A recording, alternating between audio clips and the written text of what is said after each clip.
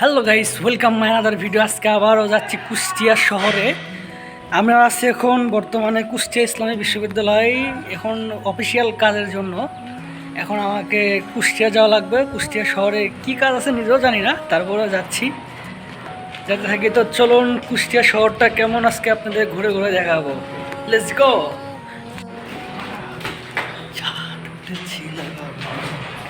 আমি যাবো, আমার সাথে আর একজন আছে, সে যাবে। চলুন যাওয়া যাক। এখন সময় বাজে প্রায় 4টা। আমরা যাওয়ার জন্য রওনা হলাম দুইজনে। হঠাৎ দেখি বিজয় 71 নামে একটি বাস আমাদের সামনে আসলো।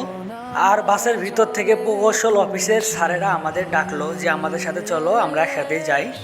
বাসটিতে সবাই বয়স্ক লোক ছিল, আমরা দুইজনই ছিলাম শুধু কম বয়সী। বাসটি ছাত্রছাত্রীদের জন্য না। বাসের ভিতর অনেকেই আমাদের দেখে অবাক হয়ে গেল আর আমাদের দিকে তাকিয়ে থাকলো। তারপর আমরা কুষ্টিয়া গিয়ে নামলাম। আমরা কুষ্টিয়া শহরের তেমন কিছু চিনি না, এই জন্য স্যার আমাদের বলে দিল তোমরা এই দিক দিয়ে যাও। তারপর আমরা সোজা গেলাম বকচত্বর। বকচত্বর থেকে আমরা আবার রিক্সা করে নারকেলতলা আসলাম। নারকেলতলা বাজার থেকে আমরা 2টা রাজহাঁস কিনলাম।